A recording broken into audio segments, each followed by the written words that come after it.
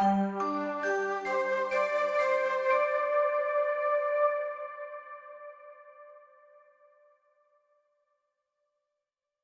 philosophy, who was propaganda minister of Hitler's government in Germany, who said if you tell a lie 100 times, people will start believing it as a truth.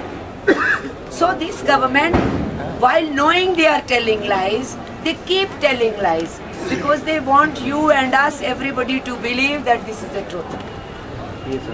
So there is no solution with us except to tell the people that don't immediately react when you hear something.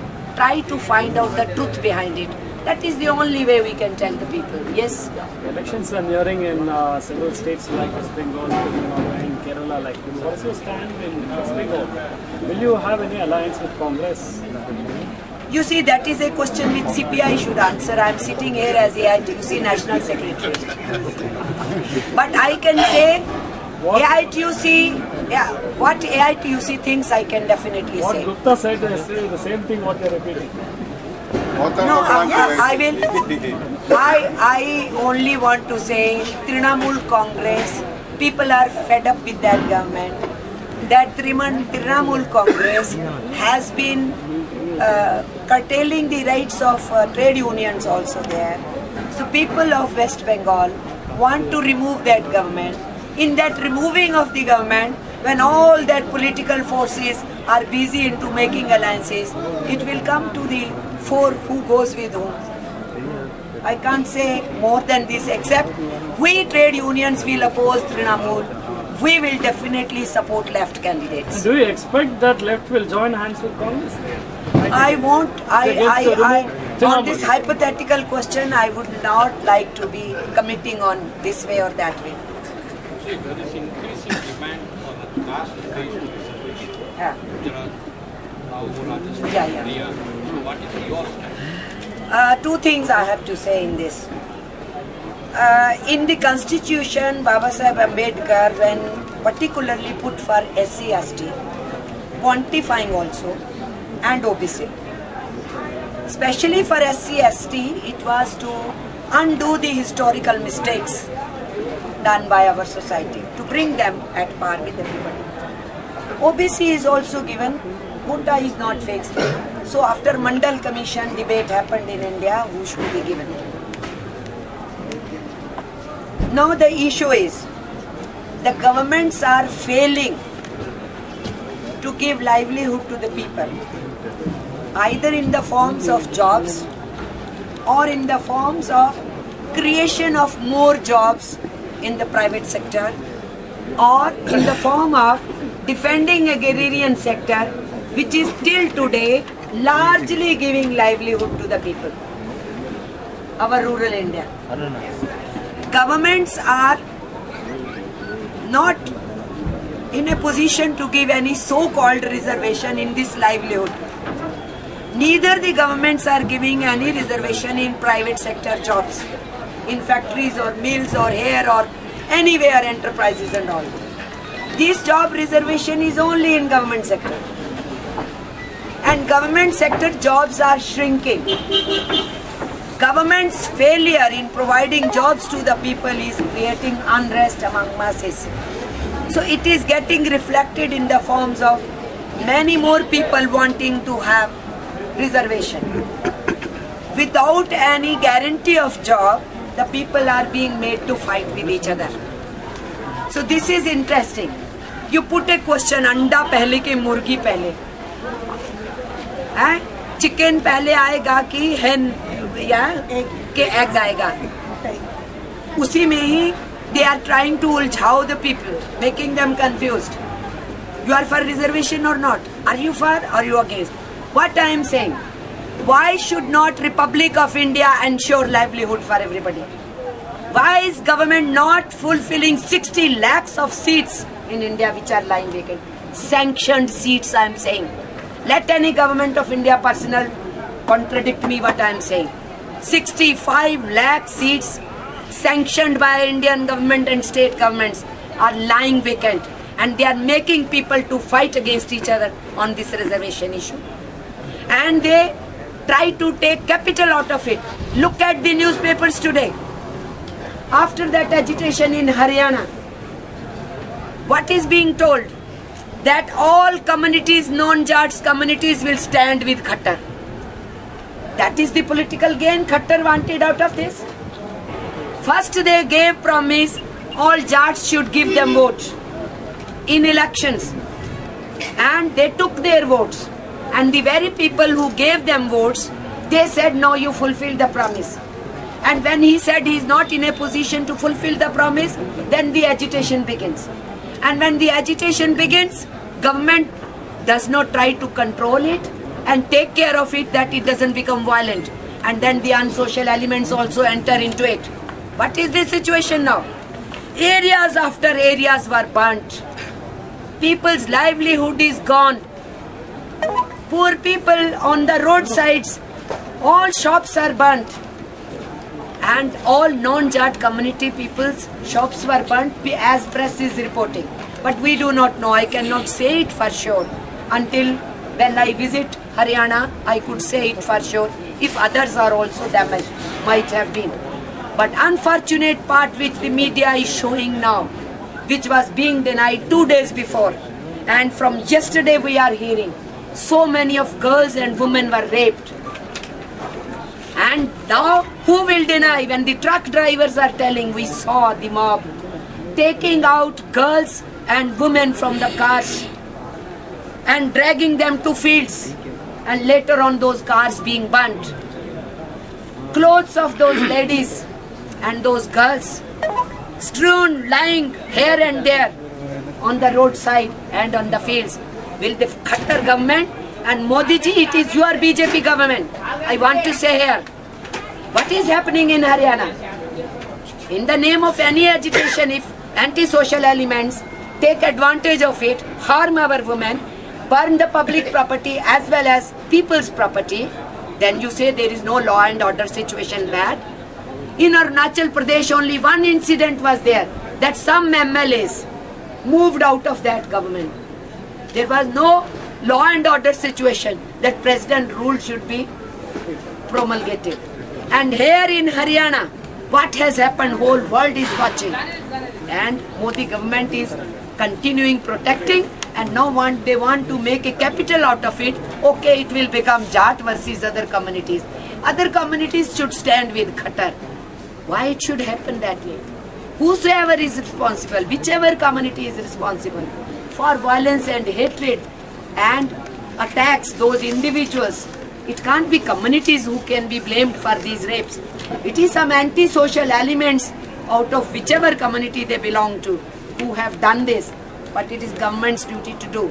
So on reservation, I think this whole thing which is going on, Hardik Patel demanded that, now Jats demand in Haryana, then Marathas are demanding in Maharashtra. This is a Pandora box opened. I am not opposing anybody's right to ask for reservation. I am not opposing. Let me be very clear. But I think there needs to be discussion in India. What do you want to do? Where are the jobs? And if the governments are serious, let them say whole of private sector will also have job reservation, and then debate about reservation issue, which new communities to be included. It can't be all India basis. Let me tell you, Mandal Commission is very clear. It put 20 conditions, and within that 4 factors he made. Which community can be declared as OBC? So very caste in one state is OBC. The very same caste is not OBC in another state. Because the criteria is your educational level, your rights on land or any property, if you have any or not. Then whole question of livelihood and the sanitation and water situation of that area where you are living. Educational, economic and social development questions are very much part of that, apart from cultural. And there one caste is considered to be OBC in a state, very same caste people in other state don't fall in these 4 categories, so they are not OBC. So serious work needs to be done on Mandal Commission. then only India as such, along with all political parties enrolling in opposition, must sit and settle this issue. Don't use this issue as a vote bank politics. Make promises, take vote, then don't fulfill promise, and agitation is there. Then after agitation, pitting communities against each other and again doing your politics. It is anti-national. Should it not be called as anti-national? This is anti-national. Instead of calling JNU is a center of anti-nationals. This is what is anti-nationalism going on. See, one more question. There is a proposal to bring the vendors, street vendors, into income tax nation. Have you gone through that before? It's a very, very bad thing. Vending can be by affluent also, vending can be by poor also. Here is a law for hawkers and vendors. Those every day who earn near to or less than minimum wage, they are already taxpayers. All the VAT, all the cess which is there, all of them are paying. Then why once again as vendors and hawkers should be brought to income tax category?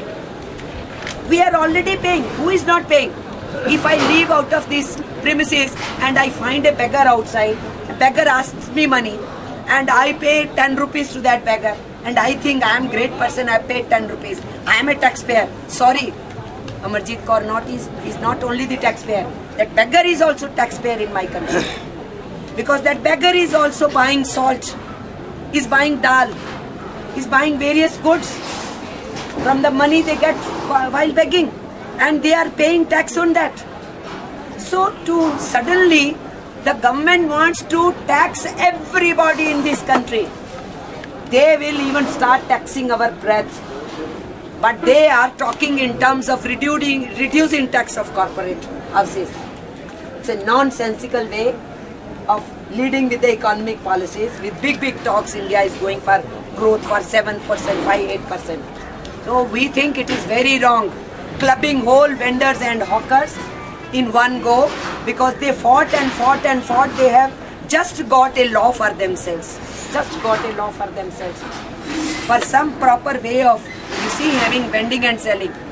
You go to all coastal area. Who are the vendors there? 90% are women sitting in the fishing, selling vegetables. Those poor women who are not able to handle their families. This government thinks in terms of taxation. Whole of northeastern region, 95%, all markets are full only with women. They are dealing with those small things, selling and running their kitchens. So the government wants to tax them. This can't be allowed in this manner. We are opposed to it because of reasons as I told you.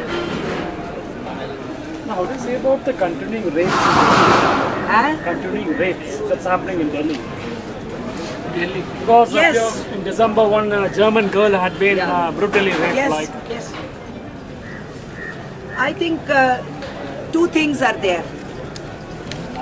One is of course lacuna on the part of administration. So many times various committees have given their reports. No lights on streets where it should be.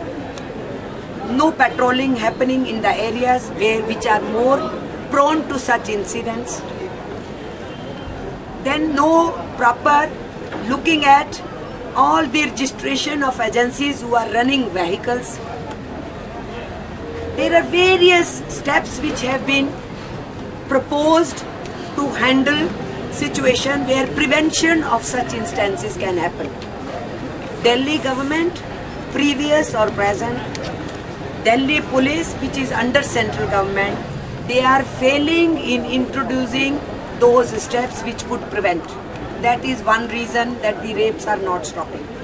Second reason is the police approach to the rape victims, about their recording of cases, about the kind of investigations they go into. People do not have faith. They think you will be coming into picture, this happened with you, but you won't get any justice and the perpetrators will go scot-free, and in the society you will be defamed. This is also creating a situation where the reporting of such instances is becoming a difficulty. So rapes may be even more than what you are able to tell that so and so happened. This is also there that many people think going will be only defaming yourself. And thirdly, conviction rate is very, very poor. Very, very poor. That becomes deterrent. Really, deterrent. And fifthly, the attitudes of people. I remember being a student in Delhi, any time till 12 or 1 o'clock in the night, without any fear, I used to come back home. Being a student leader, I will spend evenings in the meetings. And I am walking alone on the street, going to my house 1 kilometer away. Only one chowkidar is there with lathi. I will never have a fear. My parents will have no fear. But today, same Amarjeet Kaur, if I have to walk alone on that street, I dared at that time. At this age, when I am 63, I will feel unsafe. Why? That time I knew if anybody will try to pinpoint a finger towards me, anybody who will see it will rush to my rescue. Today what do I see? I have seen degeneration. That degeneration is any woman being molested in bus or being harmed or eve teasing happening or pricking is happening to her. The co-passengers only look at. Nobody intervenes. Nobody comes in support. And such is the situation of being insensitive to what goes with the woman is resulting into those people who harm women, they are getting encouraged. Because they think whatever we do, nobody is going to intervene.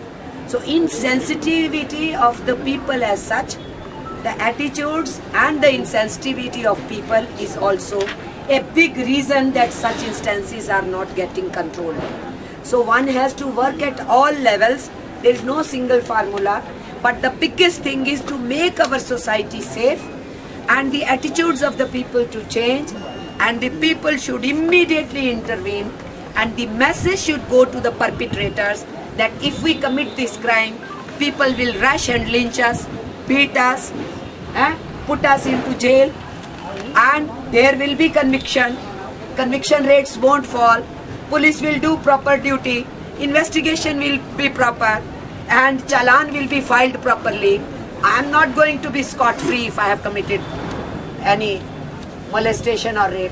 That kind of a understanding of that rapist also has to be there. Then only we will be able to prevent. So I don't blame only administration. I don't blame only people. I don't blame the victims. They are victims. You can't blame them because our attitude is what? Oh, it happened with you. Were you properly dressed? Were you properly laughing? Or you were laughing losingly?